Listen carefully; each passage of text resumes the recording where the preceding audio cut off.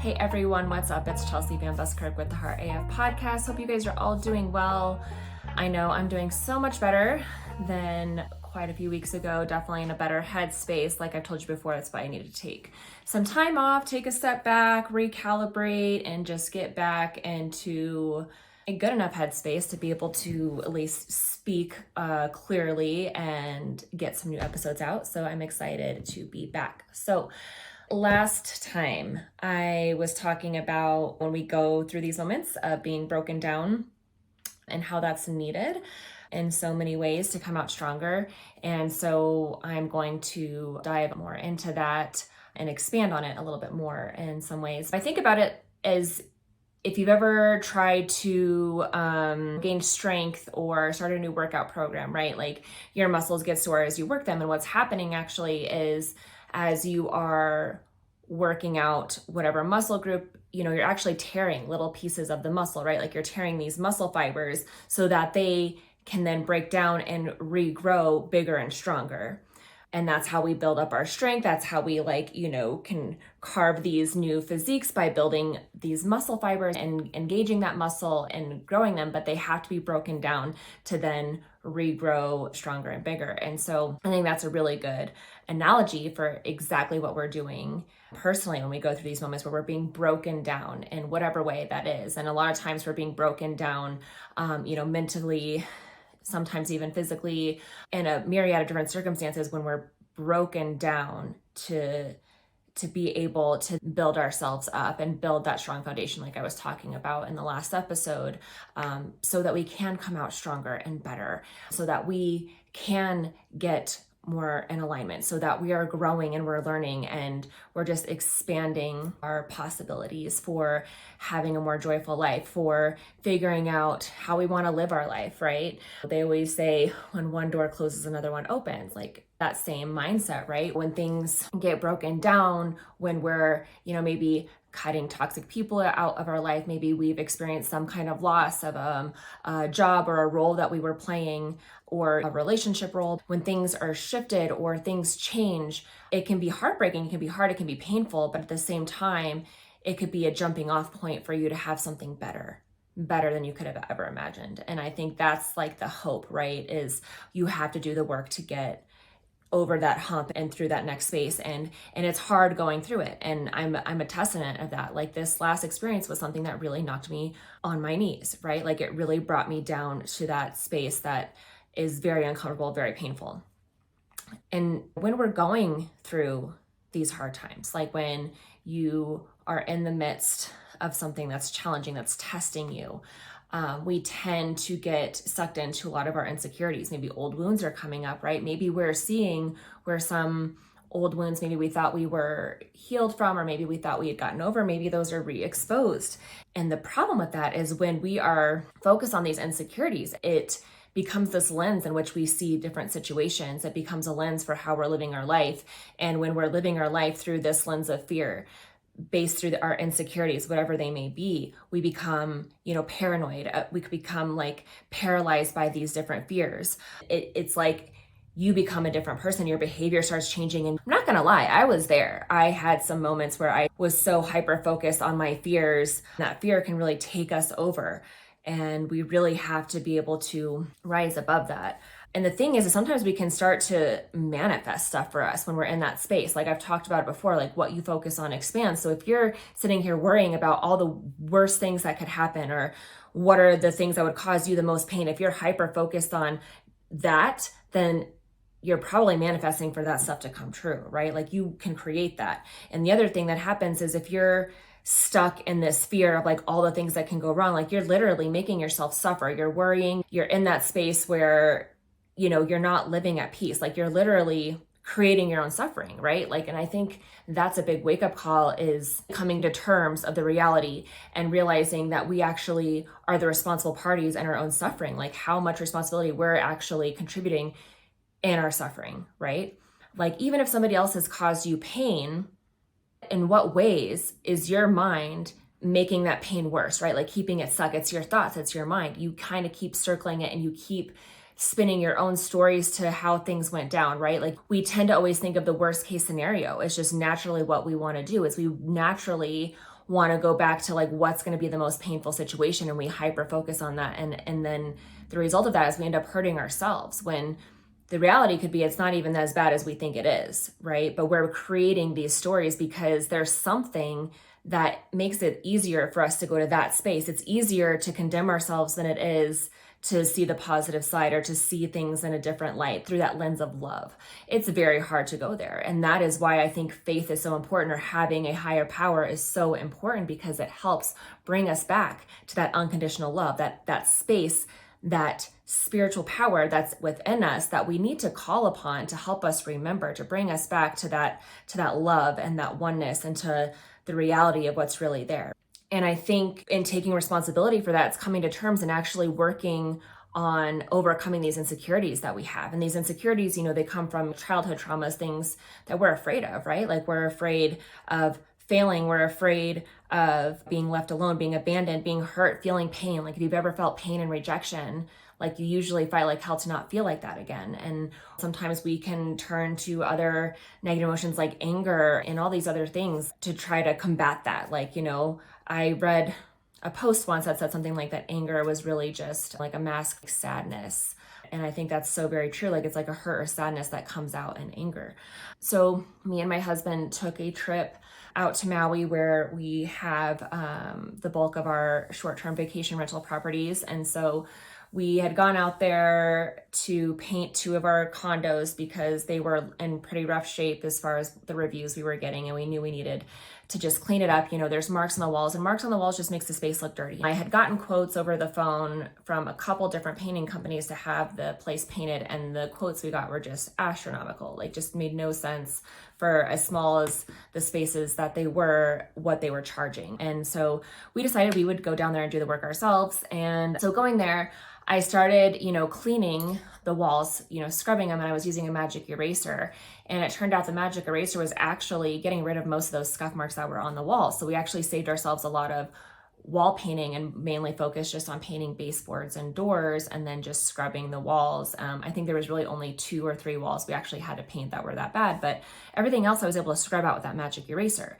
And it's not like it's easy. It's not like it just wipes away aimlessly. You really have to scrub it and work with it. And, I went through a lot of magic erasers. It was a lot of work to scrub it out. And maybe it could have been easier just to paint over it. But sometimes too, when you paint over marks, they bleed through anyway. So it was work, but the marks that I was able to get out made the wall look brand new, made it look clean. And it was great, right? It just really lifted the place up. And it's kind of a similar thing, right? We want to use this magic eraser to help scrub out these insecurities we have, to scrub out these negative thought patterns, right? It's hard for me to really fully express and give you the full details of my own personal experience because it's still so raw and there's still people involved that I don't want to bring to light at this point in time yet.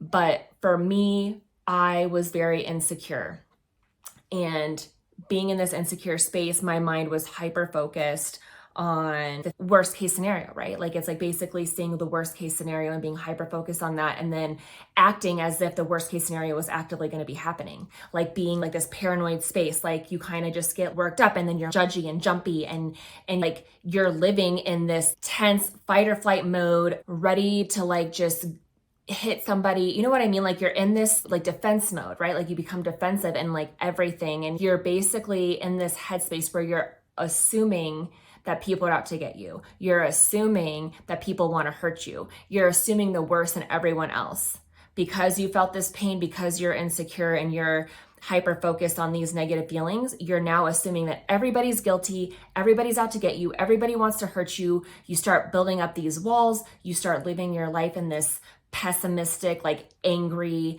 space. And it's not a good place to be, right? You're missing out, you're missing the mark, because at the heart of it, we all have this pure, unconditional love within us that comes from this higher source.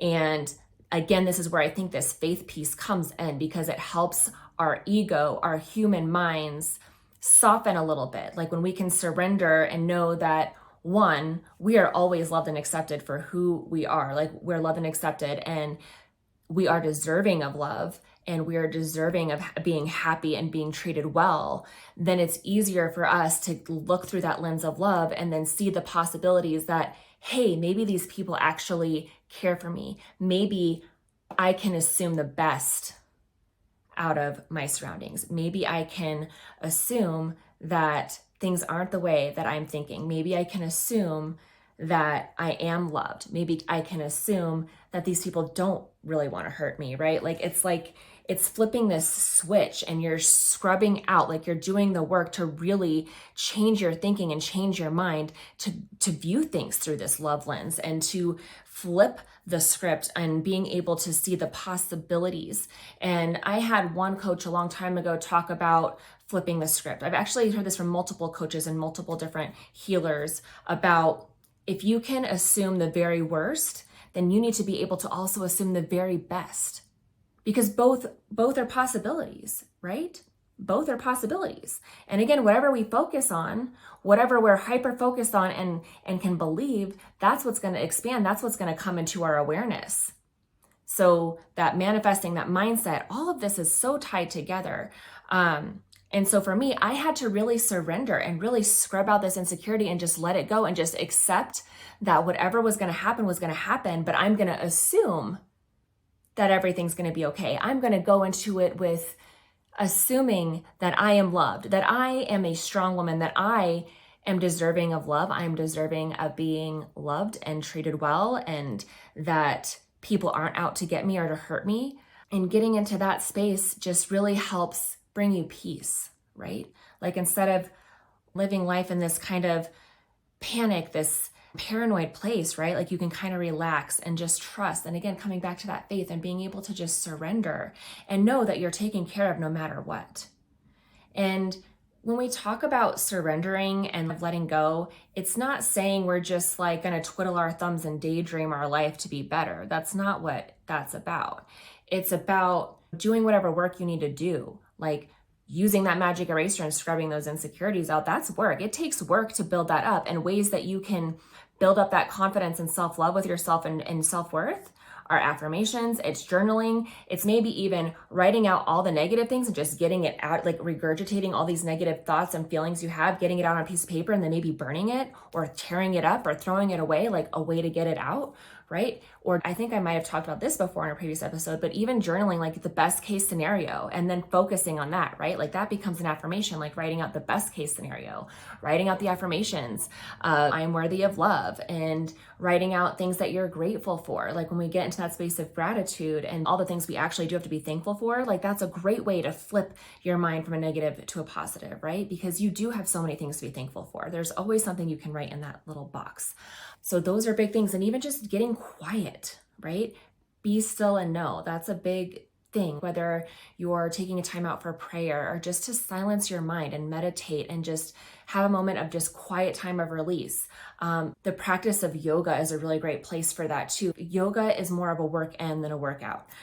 Yoga is meant to focus on your breath and movements of your body and these different poses that really help you connect. And it's definitely something that is a mind, body, soul experience. It's a way to calm your mind. It's a way to get in to the present moment, because so many times our minds are running a mile a minute and we're worried about the future. We're worried about what happened in the past and we're not present and in our bodies. And yoga is a great practice to help you get into that space. It's one of the only ways that I can really, quiet my mind, and it's work, right? Like even when I meditate too, that's work, because when I get quiet, my mind wants to go, and I have to really work hard at focusing and letting things go and really coming into my body and being, present and really doing like a body scan and actually seeing like, how am I feeling? Like what is going on inside me? Like, what am I actually feeling? Like taking those moments, it's hard. And so that's why surrendering or, letting things go, it doesn't mean you're doing nothing. Like you still have to do work. Like you still have to work